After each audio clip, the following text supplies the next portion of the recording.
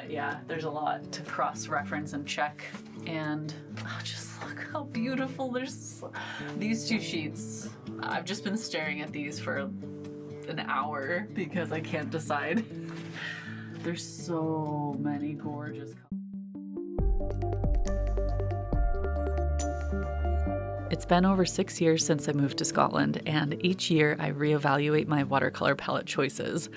As I explore the Highlands and become more familiar with the changing seasons and with them the shift in natural colors, I find myself wanting to make little adjustments and fine-tune my core palette to help me capture the beauty I discover on my hikes. This year I'm making some big changes. For the first time, I've decided to invest in a single brand rather than buy a bunch of different colors from a bunch of different brands. I've been using Daniel Smith watercolors for the entire time I've been doing watercolor, almost 7 years now, so I already know I love their pigmentation and consistency. They don't use animal byproducts in their paints, and they have a huge selection of very light-fast colors. I ordered their dot cards in order to play with the colors myself, and this is the most economical way to see the entire line in person before choosing my core palette. Straight away, I've ruled out all of the colors that are not considered light-fast. I've also ruled out any pigments that contain heavy metals such as cadmiums, cobalts, and nickel. If you'd like to dive deeper into all the nitty-gritty details of my research, I wrote an extensive blog post to go along with this video. It also includes tons of high-resolution scans of all the dot cards and swatches, as well as my final color selection.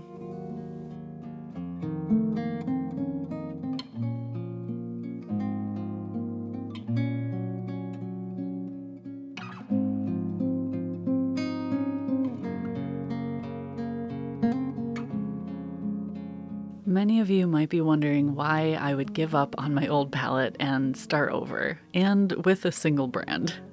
Well, besides the reasons I explained earlier, a lot of it has to do with simplifying my life in as many little ways as possible. And to be honest, I just really needed to breathe life back into my watercolor palette to get excited about it. I guess the cold, dark winter has weighed heavily on me, and I feel like I lost a bit of my creative spark. I mean, I struggle just like everyone else. Getting new colors doesn't solve a problem, but rather it's about the simple joy of discovery, of trying new things, of new color mixes, new ways of painting the beauty around me. I associate spring with rebirth, a time of year to blow away the cobwebs and witness nature waking up after a long, dark, cold slumber. And you know what? Sometimes all it takes are some new colors to jumpstart my creative engine.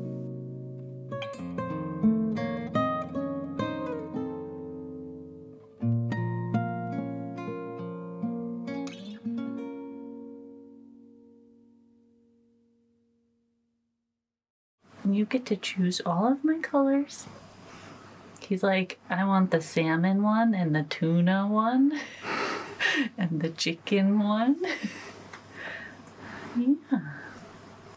We'll make a special Vader palette. Yes. Good, nice chick palette. Hey. What you doing? Making a mess.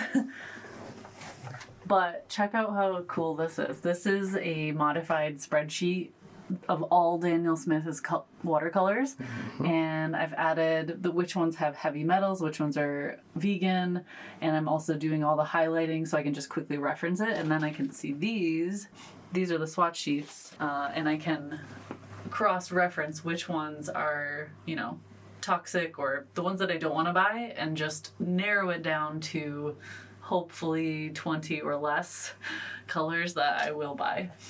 But it's going to be more than 20, isn't it? No, I'm trying to stick with 20. Mm-hmm. But yeah, there's a lot to cross-reference and check. And just look how beautiful. There's these two sheets. I've just been staring at these for an hour because I can't decide. There's so many gorgeous colors. It just immediately makes me think of the Highlands. So yeah, that's what's happening. But I want to order them today so that they can arrive soon and I can do like the swatching and the mixing. I want to show them in action. So that's my goal today, to order everything.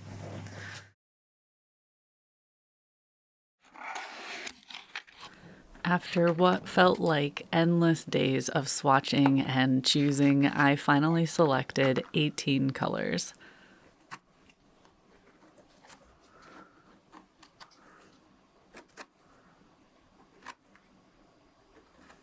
As soon as they arrived, I was so excited to play with them and just make sure they were the ones I wanted.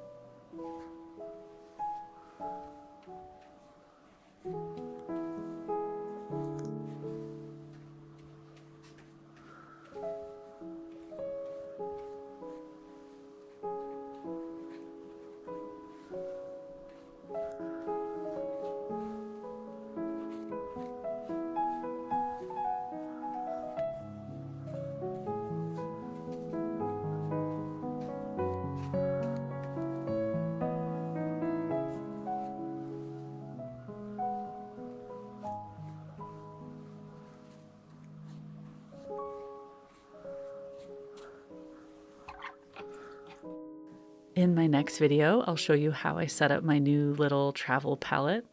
I'll also show you how I do my initial color mixes to learn about the huge variety of colors I can make, and we'll dive into some actual painting. So make sure you subscribe before you go if you're interested in that.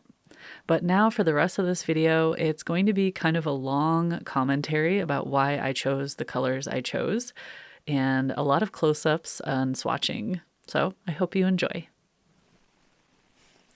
We're starting with Buff Titanium, and this color is very thick.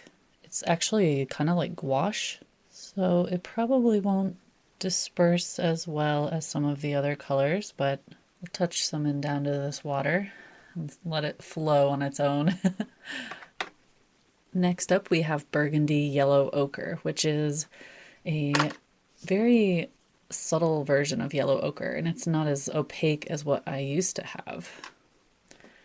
I noticed that this color is a little bit harder to disperse in water. Like, it's a little bit gummy, if you know what I mean. It kind of sits very heavily and it's not quite so active. So we'll see how that spreads. It might not flow very much farther than that. And next up we have Lemon Yellow, a kind of more subtle lemon yellow than what I've had in the past. My old one was Vanadate Yellow, and it's very opaque, and this one is very transparent and not quite as highly tinting. I mean, it's not dull in it by any means, but comparatively to like a Hansa Yellow light, it does lack a little bit of that tinting strength, but I think it's just a gorgeous kind of sunshiny yellow. And as usual, we have plenty of cat hair involved. Next is New Gamboge. I have had this color on my palette for a while now, and I absolutely love it. This is a very powerful orangish yellow, and it flows beautifully, disperses beautifully in water. I love mixing this with different blues. It is very intense though, so I find that I only need just like the tiniest little hint of it in my mixes. Next is Quinacridone Burnt Orange, another one that's been on my palette for a long time. It's extremely powerful. So again, it's one of those colors that you only need a little touch. I love it because it can be more of like an earthy red on your palette if you don't want to go pure red.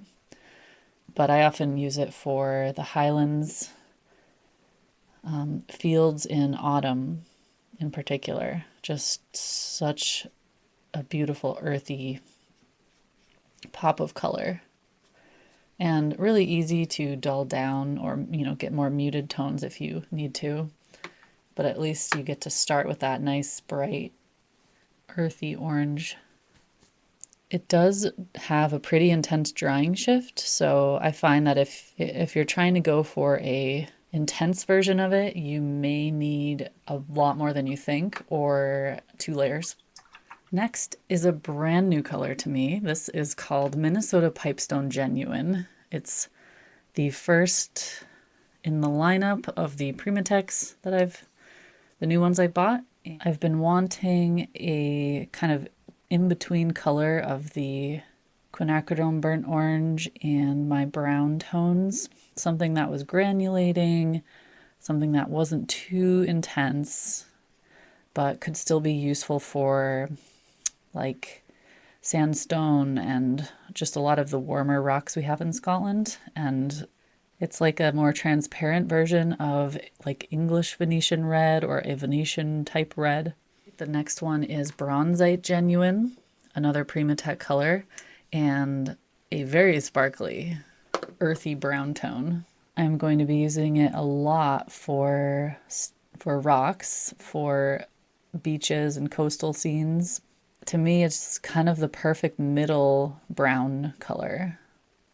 Not too dark, not too light, not too red or cool. It's just got a lot of character, and when I mix it with yellows and pretty much any other tone, it can add a bit of sparkle, a bit of fun to it.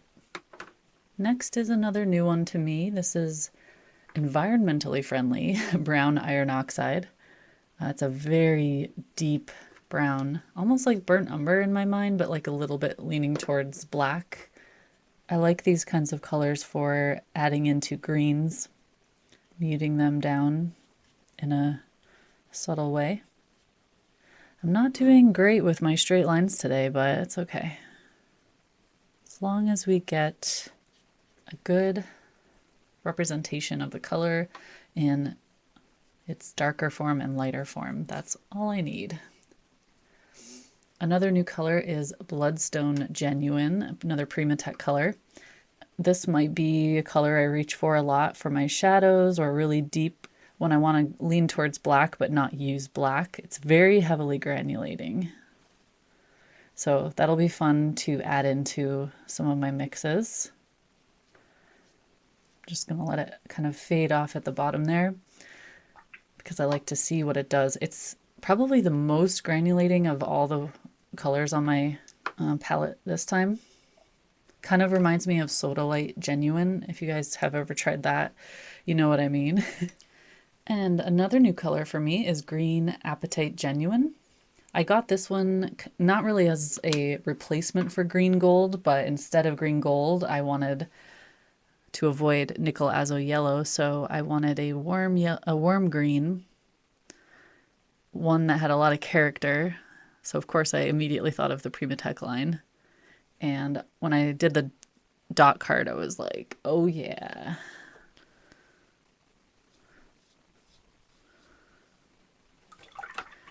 I'm going to introduce a little more water into this bottom area. because you really see the character in the washes. Next is Diopside Genuine, one that's been on my palette for quite a while, a few years now. For a while I stopped using it in replacement. I was mixing my own greens for quite a while, and then I just fell back in love with it. It's a really strong green, so I wouldn't really use it on its own, maybe in a few situations, but definitely one that needs some mixing. But again, I just love the granulation of this color. It's a good grassy green to start with, and then you can kind of mute it down with other tones. I'm really excited to show you this next one, Amazonite Genuine. It's kind of a hard thing to say for some reason. Amazonite Genuine. Primatech color. As soon as I swatched this on the dot card, I absolutely fell head over heels. It's not a really deep color in its mass tone, but you could layer it, obviously. But I pretty much use these kinds of colors for water when I'm doing the coastal scenes, especially. But I also sometimes like using them very diluted in skies. Speaking of skies, the next one is Manganese Blue Hue, which is a replacement for cerulean, because cerulean blue has cobalt in it. So I wanted a color that was similar to cerulean and I could use in the sky, especially on bright sunny days, but also in shadows.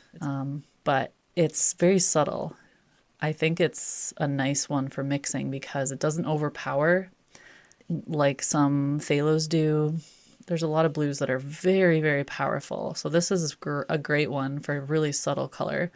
And especially, like for me, it's one of my kind of perfect sky colors.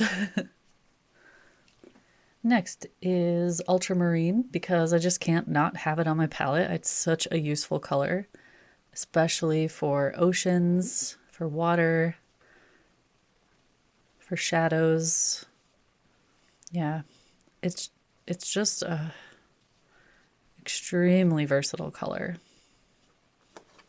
Next is Phthalo Blue Red Shade, which I've never used before, but I just wanted something that was really, really rich and deep and very powerful. And and because of that, you only need a tiny hint of it and it goes really far. I always want a phthalo on my palette because I use it a lot for mixing deep shadows. So I can combine this with my bloodstone, my brown iron oxide, it's a great color for mixing so many things. But again, it's one of those where you really don't need a lot of it. It goes really far. Okay, this next one might be the one I'm most excited about on my palette. It's called Amethyst Genuine, another Primatech, and it's my birthstone. So since I was looking for a pre-mixed purple, I rarely like the very, very vibrant ones. I like more earthy yellows or earthy purples, and this one has the added bonus of a bit of sparkle, granulation. So it's going to be a fun one for rocks, doing shadows in my rocks, and in oceans as well. And next we have a classic color with a different name than I'm used to. Quinacridone Lilac. It's PR 122, which is called Quinacridone Magenta in a lot of other lines, other brands. So something that I've used for many years that is extremely versatile, and on its own, it's insanely vibrant. You know, it's not up there quite with Opera Rose or Rose Opera, but it's really intense. And again, you only need a tiny bit of it, but it mixes gorgeous purples and greens, just so many things. And if you add a bit of yellow, you can lean it more towards red. So it's, again, really versatile. I probably say that all my colors are really versatile, but they really are. these primaries especially.